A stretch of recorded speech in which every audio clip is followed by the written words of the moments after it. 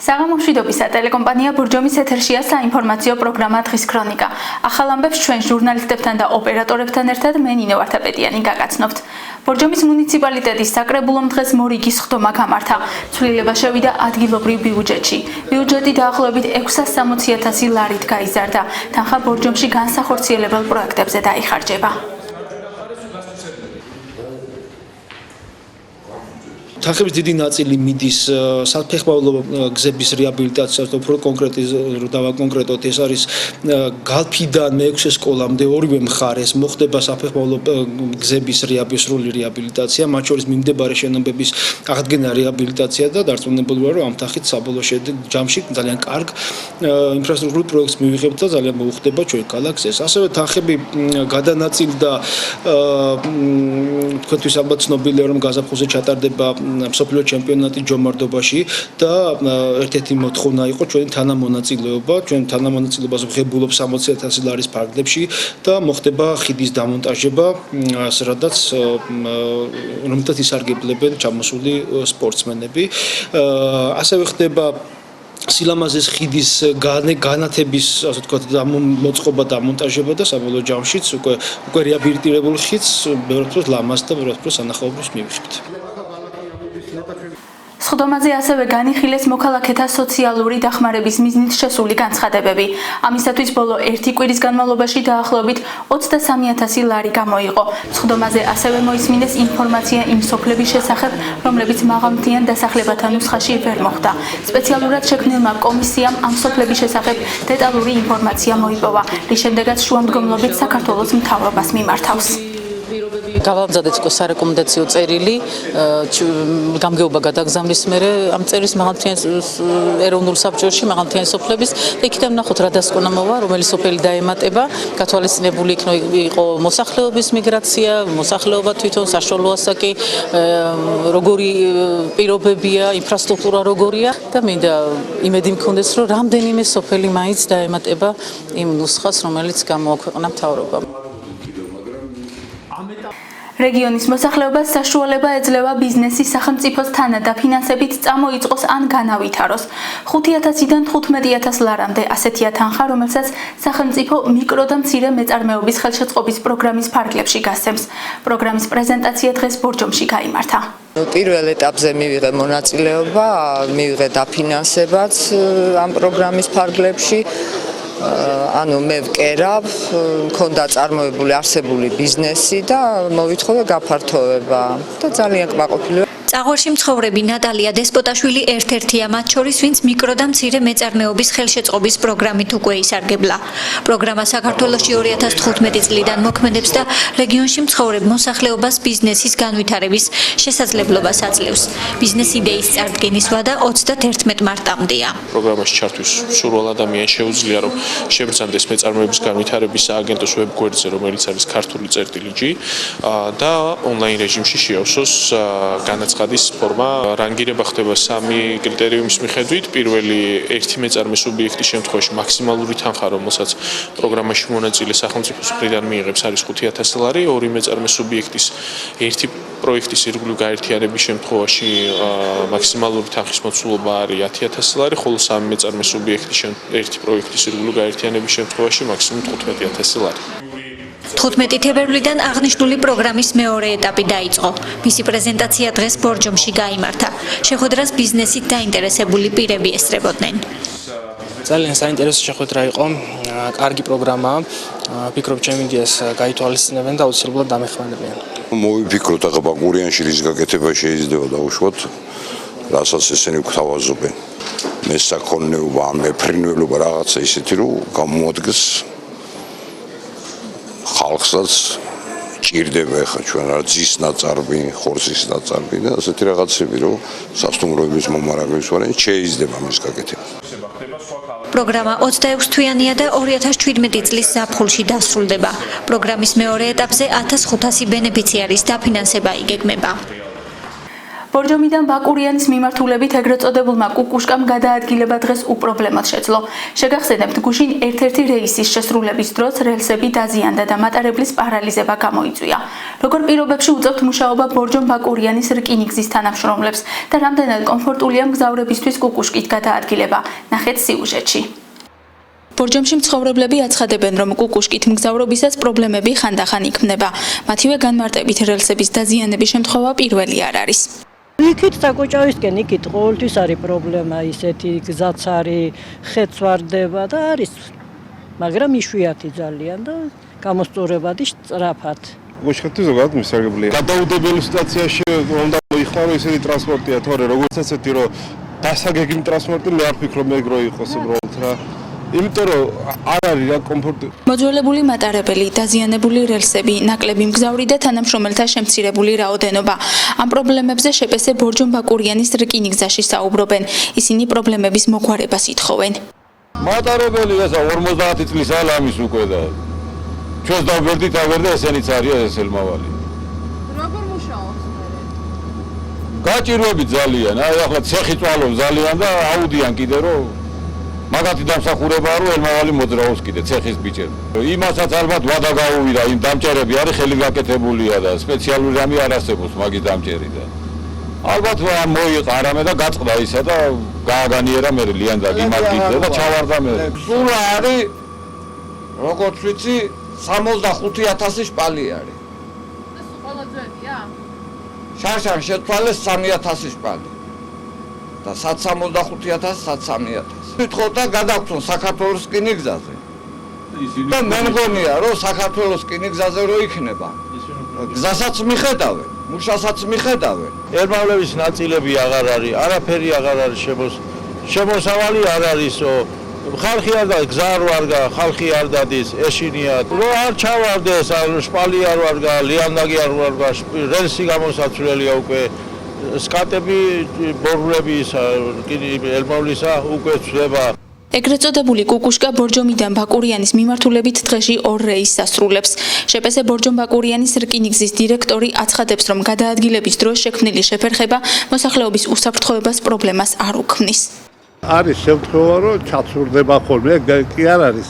აი ლიანდაგზე ან რაღაცა გაწყდება და გაიწევა და ჩაცურდება. ძალიან რთული უბანია და იმით გაზაფხული რო არის. ეს არის ხოლმე მაგალითად ჩამოშვალება რაღაცა და ესეთი რამე 1000-ში ერჯერ, ხოლო და ის კი არა რომ ჩავარდა და გადავარდა და რამე ასეთი რამე არა. მოხდება თუ არა კუკუშკის განახლება და საბოლოოდ მოგვარდება თუ არა ლიანდაგზე არსებული პრობლემები. ამ თემით ტელეკომპანია ბორჯომი მომავალშიც დაინტერესდება. იქამდე კი მგზავრებს ბორჯომიდან ბაკურიანამდე გადაადგილება კვლავ მოძველებული მატარებლით მოუწევთ. ბორჯომში კულტურის სტრატეგიის დოკუმენტის სამუშაო ვერსიის პრეზენტაცია მოეწყო. შეხვედრას სამცხე-ჯავახეთის რეგიონის კულტურის სფეროს წარმომადგენლები ესწრებოდნენ. კულტურის მინისტრმა მოადგილესთან ერთად კულტურის სტრატეგიის 10 წლიანი ხედვა შეხვედრის მონაწილეებს გააცნო. საქართველოს სხვა რეგიონების შემდეგ კულტურის სტრატეგიის დოკუმენტის სამუშაო ვერსიის პრეზენტაცია ბორჯომში მოეწყო. კულტურის მინისტრმა მოადგილესთან ერთად შეხვედრის მონაწილეებს 10 წლიანი სამოქმედო გეგმა გააცნო. წარმოუდგინეთ ის სტრატეგიული მიმართულებები, რომელიც იდენტიფიცირებული არის უკვე დოკუმენტის ლოგიკით და ვიმსჯელეთ იმასთან აკავშირებით თუ კონკრეტულად რა ნაბიჯები იქნება გადადგმული იმისათვის, რომ აღნიშნული დოკუმენტი იყოს წარმატებით შესრულებული და ვისაუბრეთ და წარმოუდგინეთ ასევე კულტურისა და ძეგლთა დაცვის სამინისტროს მხრიდან რა იგეგმება რეგიონებში კულტურის ცხოვრების ხელშეწყობისა და განვითარების მიზნით. შეხვედრას სამცხე-ჯავახეთის რეგიონის პირველი პირები, ასევე კულტურის სფეროს წარმომადგენლები ესწრებოდნენ. საინტერესო იყო დღევანდელი შეხვედრა და 10 წლიანი გეგმა პროექტი, რომელიც დღეს დაისახა, ამის განხორციელება ეს იქნება უზარმაზარი და მისასალმებელი და მისაღები. მართლა რომ რეფორმა თუ ეს არ დარჩა მარტო დაწერილად და ეს განახორციელეს, ნამდვილად კულტურას ეშველება. იმიტომ რომ ძალიან ბევრი საკითხებია, რომელზეც ჩვენ აქ გამგეობას ვაწუხებთ, კულტურის ცენტრს ვაწუხებთ, ვერ ვიღებდით საჭირო ინფორმაციას, დახმარებას და ახლა აი ამ საკითხებზე თუ წავა მსჯელობა და ლაპარაკი, აი აქ შეიძლება რაღაც შეთანხმებებს მივახციოთ. კულტურის სტრატეგიის დოკუმენტის საჯარო განხილვების დასრულების შემდეგ მისი დამტკიცება მოხდება.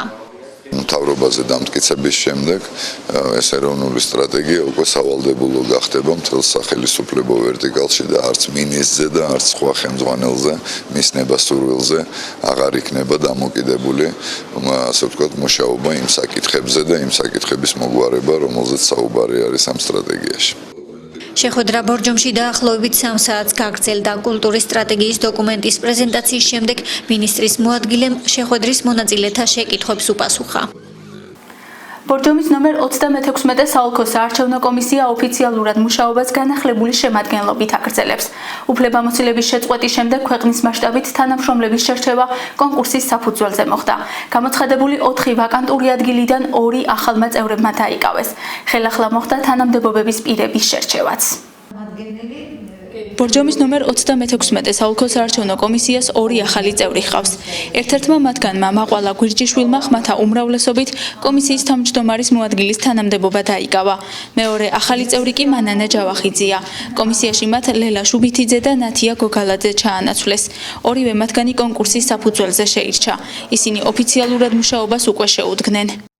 მქონდა საარჩევნო მოხელის სერტიფიკატი, ამ სფეროში მუშაობის კომისიის წევრად მუშაობის გამოცდილება არ მაქვს, მაგრამ საკმაოდ ძალიან დიდი ხანი 12 წელი დაახლოებით სადამკვირვებლო ორგანიზაციის კოორდინატორი ვიყავი ბორჯომის რაიონში და ყველა არჩევნებზე, აბსოლუტურად ყველა არჩევნებზე მქონდა ურთიერთობა, სამუშაო ურთიერთობა როგორც ოლქთან, ისე უბნებთან. მაქვს იმედი, რომ თუ კი რამე ისეთი იქნება გამიჭირდება, დამეხმარებიან უკვე გამოცდილი წევრები და გავართმევ თავს. საარჩევნო სისტემებში 2010 წლიდან ვარ ჩართული, 2010 წელს ვიყავი კარდაკარის პროგრამაში, მუშაობდი ტრენერად. მას შემდეგ საჯარო სამსახურში მუშაობდი. მოლოდინი ალბათ რაღაც პროცენტით მქონდა, იმიტომ რომ შევიტანე განაცხადი. იყო ვაკანტური ადგილი, თავმჯდომარის მოადგილი და ჩათვალეს კომისიის წევრებმა დამიჭირეს მხარი და დიდი მადლობა მათ ამისთვის და ვეცდები ნდობა გავამართლო. ეს გუნდი არის ძალიან პროფესიონალები დამხვდნენ.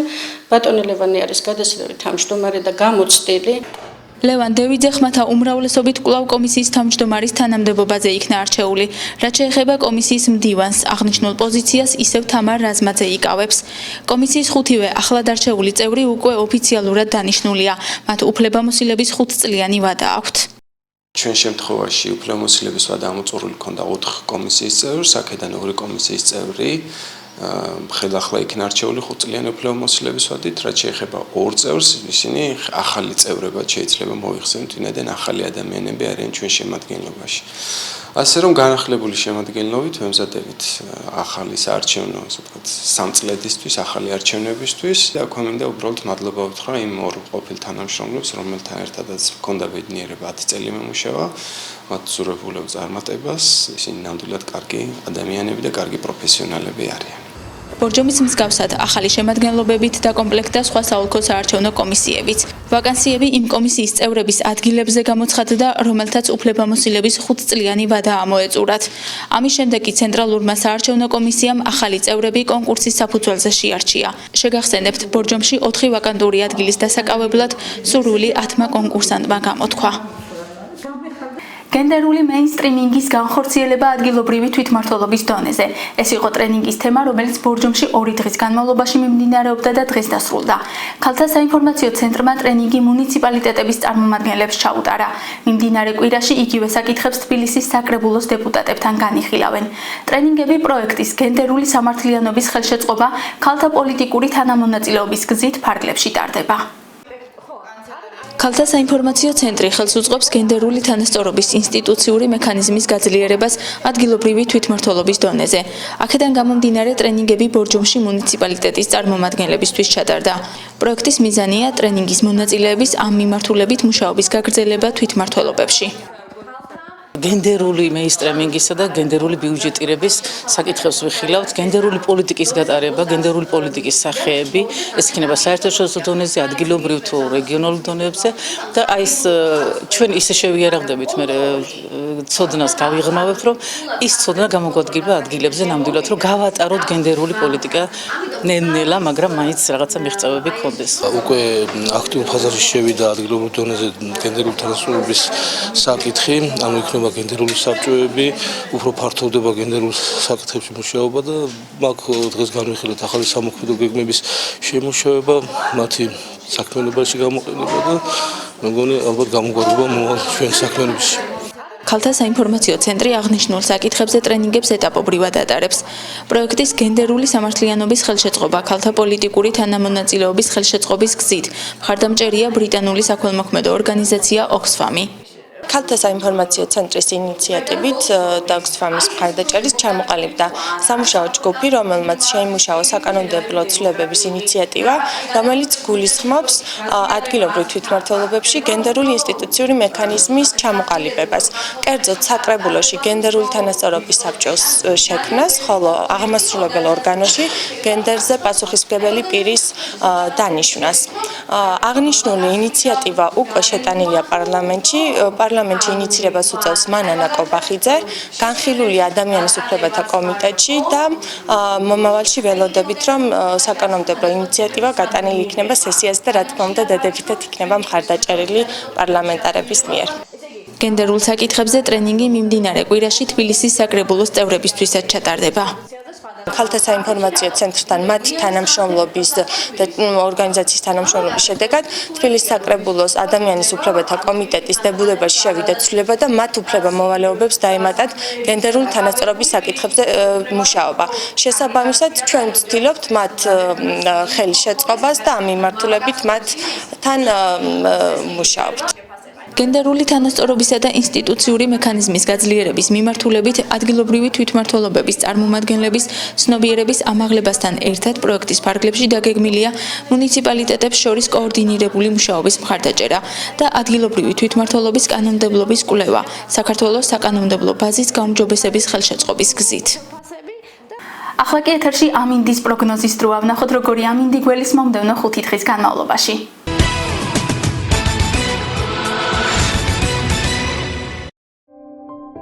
ხვალ 20 თებერვალს ბორჯომში ნაწილობრივ თოვლია მოსალოდნელი.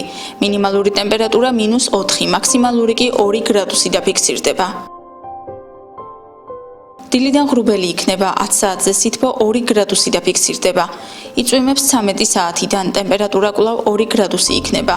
2 გრადუსია მოსალოდნელი 16 საათზეც. მოთოვს 19 საათიდან ტემპერატურა 0 გრადუსამდე დაიკლებს. ნალექი შენარჩუნდება 22 საათზეც. ტემპერატურა კვლავ 0 გრადუსი დაფიქსირდება. ცვალებადი ამინდებია მომდევნო 5 დღის განმავლობაში. ნაწილობრივ წვიმიანი ამინდი იქნება 21 თებერვალს. სითბო 5 გრადუსი იქნება. ღრუბლიანობაა მოსალოდნელი 22 თებერვალს. ტემპერატურა 11 გრადუსამდე მოიმატებს. 14 გრადუსამდე მოიმატებს სითბო 23 თებერვალს. იწვიმებს 24 თებერვალს. ტემპერატურა 8 გრადუსამდე დაიკლებს. გამოიდარებს 25 თებერვალს. სითბო 7 გრადუსი დაფიქსირდება. ასეთი იყო დღევანდელი ახალი ამბები. დღის ქრონიკის ნახვა შეგიძლიათ ტელეკომპანია ბორჯომის ვებ-გვერდსა და Facebook-ის გვერდზე. გმადლობთ ყურადღებისთვის. მე მომავალ შეხვედრამდე გემშვიდობებით. ნახვამდის.